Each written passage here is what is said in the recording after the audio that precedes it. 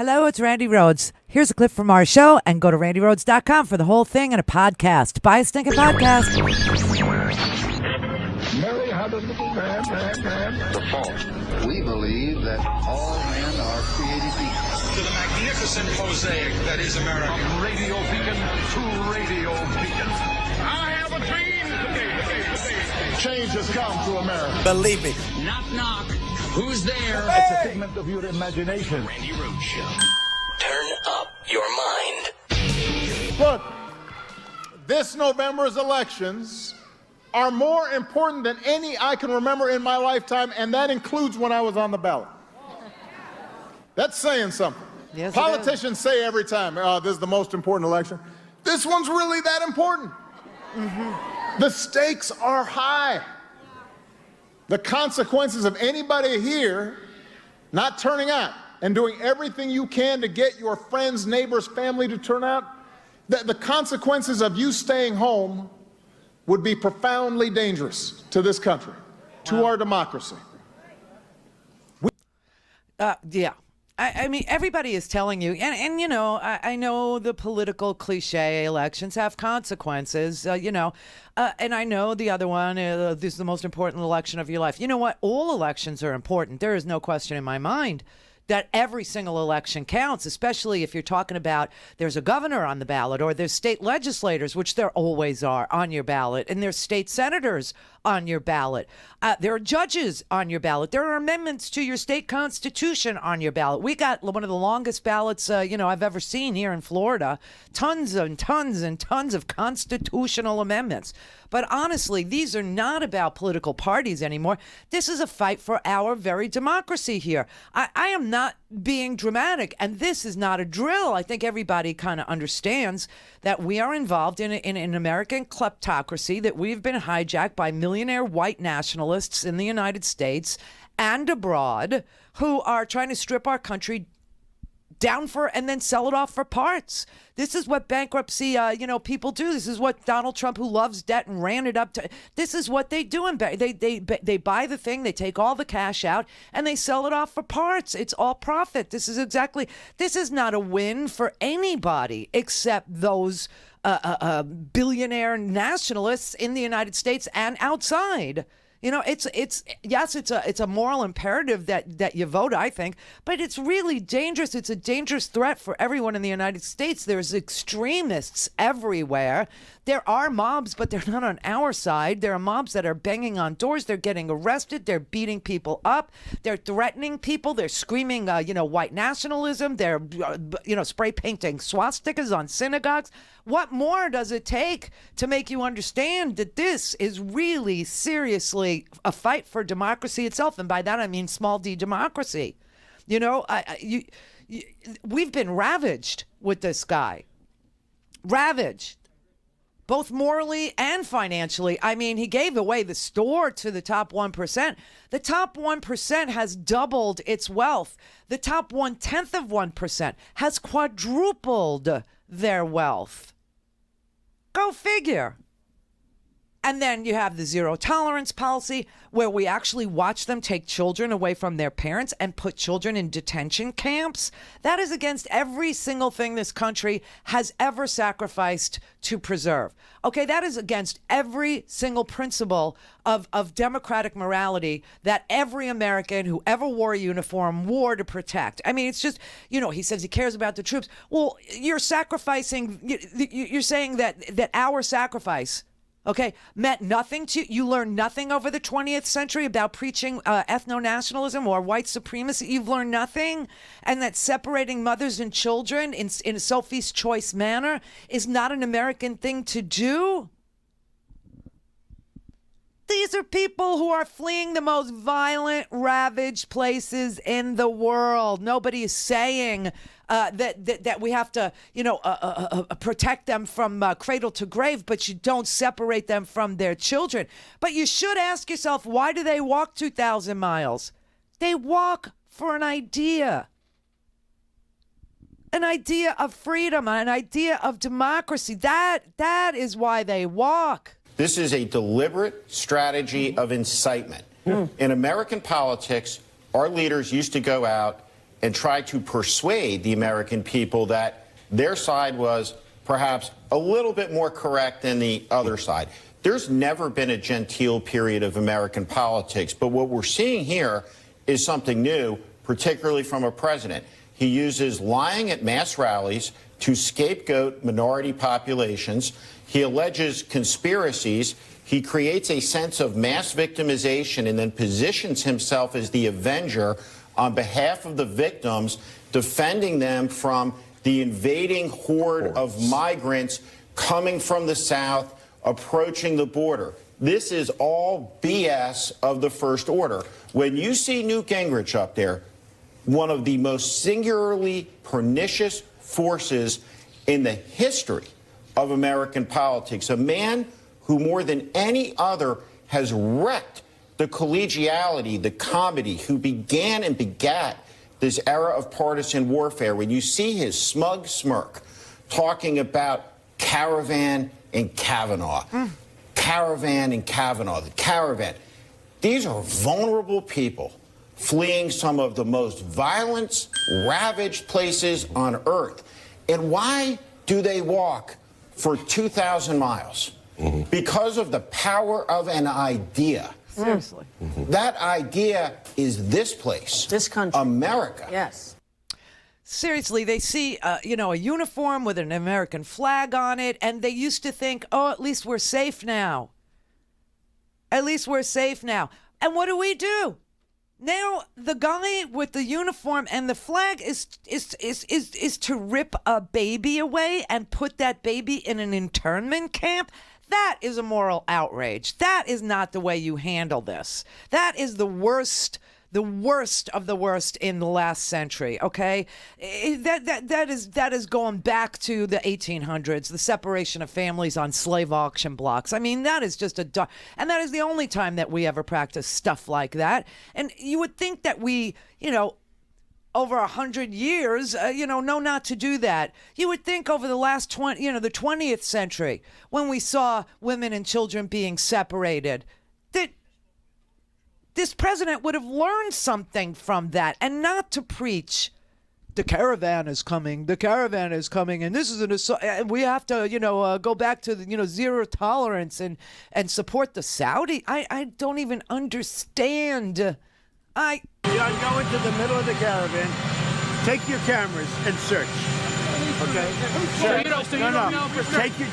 Take your camera, go into the middle and search.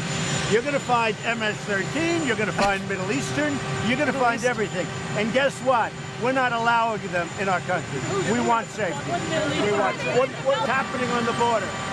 What's happening on the border was caused by the Democrats because they won't let anybody change immigration laws that are horrible. They won't let. We are out of power. You understand that? We are out of power. He is in power. He's got all three branches of government. He's got the presidency, he's got the House, he's got the Senate, and he's got the courts. How he blames this on the Democrats and gets away with it, it's beyond me. How completely stupid, I hate to say it, do you have to be to believe that the Democrats are somehow responsible for a government policy that this president has complete control over? I keep saying it. You control all three branches of the government. No, they don't want to solve this problem. They like the issue. They like this division. They like separating us, by down the ass crack. They love a divided nation because a divided nation cannot stand. It can't. And that's great. If chaos, if we devolve into a complete and utter chaos and we start beating on each other, they can steal. In chaos, you can steal. And that's why he's peddling these lies. Oh, caravan. Donald Trump woke up this morning, 19 days before the midterms, ready to serve up some red meat for his Republican base by beating the drum on immigration, prompted by video of Honduran migrants making their way north, some on their way to the U.S. Trump today tweeted about the group, quote, including many criminals vowing to cut aid to Honduras if the migrants weren't stopped, even suggesting the U.S. military may close the southern border. And according to the Washington Post, quote, Trump's comments come as he's been urging fellow Republicans to make immigration a central issue in the closing weeks of their midterm election campaigns, and blaming Democrats for his inability to pass immigration legislation in the GOP-controlled Congress. Rosie, Stephen, Eugene are back. They control, I mean, you can blame the Democrats for some things. Not passing laws isn't one of them. Republicans control everything. I mean, it's so obvious. Why is it so hard for people to say that out loud to people who say it's the Democrats' fault? Why are people so ill-equipped to say, but wait, you're in power. You control everything. You control the House. You control the Senate. You control the White House and the courts. How is this somebody else's fault? No, it's because Donald Trump doesn't want to solve this problem. If he wanted to solve this problem, he could solve this problem, okay? The idea, whatever he has done and whyever he's melting down about this caravan is because he can't figure out how to do it. He doesn't know what to do because he doesn't care enough to find out what to do. And of course, the answer is comprehensive immigration reform. We need comprehensive immigration reform. We need a path to citizenship for the people who have been here for 20 years, filling jobs that nobody else wants, working for dirt wages so they could send a little bit of money back home. We need to have some sort of a summit down there in Central America and figure out that these Honduran dictators and the Salvadoran dictators and everybody down there is taking the foreign aid and they're enriching themselves with it. Donald Trump's, threat to cut off aid to Honduras and Salvador and all, and Guatemala, that is an empty promise, and I'll tell you why. Because if he stops paying these dictators,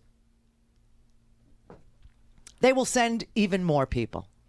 And he hasn't figured out what to do about the ones that are already walking here in large groups to protect themselves. But if he actually stops paying these dictators who skim off all that money and pay themselves, that's why their people are so freaking poor. It's a dirty, dirty government. The only clean government in that whole, well, there's two. Panama's not so bad. And Costa Rica's, not so bad. Costa Rica's pretty damn good, actually. But Salvador, Guatemala, Honduras, these parts of Central America are run by some of the most thuggish people who take all the money that comes in and keep it for themselves. I mean, he talks this great game about ethno-nationalism, but he's paying off these dictators because he's never met a dictator he didn't like. That's number one. And number two, he knows that if he stops paying them, they will just do a Mariel boat lift. And Cubans, you're freaking me out. You are freaking me out. Because they were part of this Miami debacle with the Proud Boys. Don't you understand that that is a group of people that you are not welcome to join?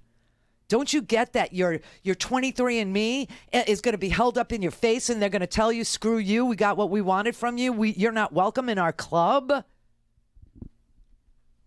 Jesus. You're gypsies to them. This is a sick thing, and it's all on the ballot. Everything we're talking about, it's on the ballot. Whatever the hell you care about is on the ballot. Discrimination, civil rights is on the ballot. I mean, they're talking about redefining what transgender means. They haven't spent 4 seconds thinking about a transgender person's life or the decisions that a transgender person commits to making in order to feel whole.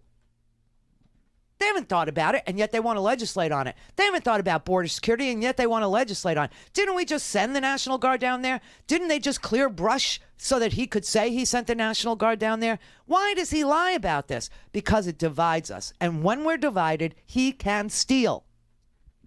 Steal, I'm telling you. What? The Social Security Trust Fund.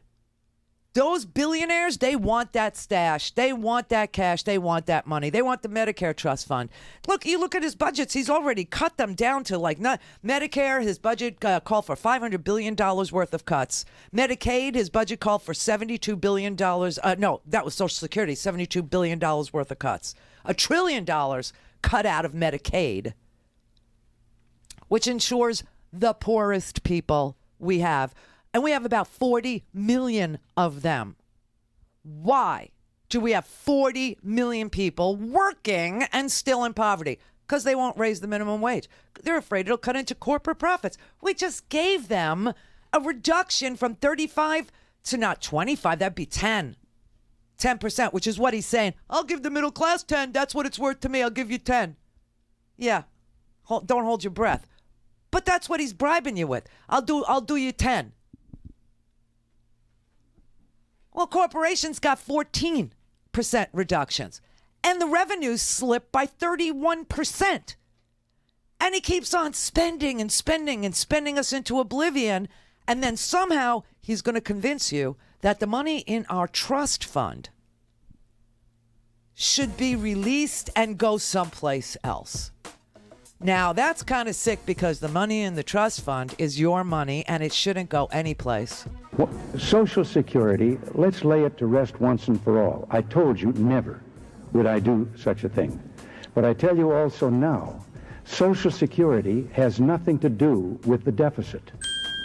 Social Security is totally funded by the payroll tax levied on employer and employee. If you reduce the outgo of Social Security, that money would not go into the general fund to reduce a deficit. It would go into the Social Security Trust Fund. So Social Security has nothing to do with balancing a budget or erasing or lowering the deficit.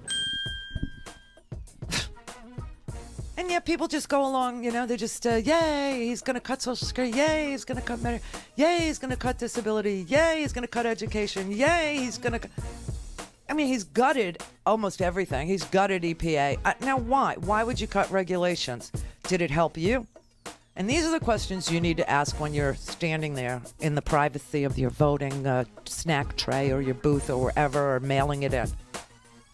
Did anything that has happened in the last 2 years benefit me? And if your answer is clearly yes, vote your yes. But if the answer is, I just watched us get ripped off and left with a $20 trillion deficit, I didn't get anything. Maybe I got, $12 a week. That sure isn't enough for me to inherit, or my children to inherit $21 trillion plus the payment on that debt. Then vote the other way. Just vote for what you know is right. If he can't solve problems at the border, he's not the right guy for president. Period. Go to RandiRhodes.com for the whole thing and a podcast. Buy a stinking podcast.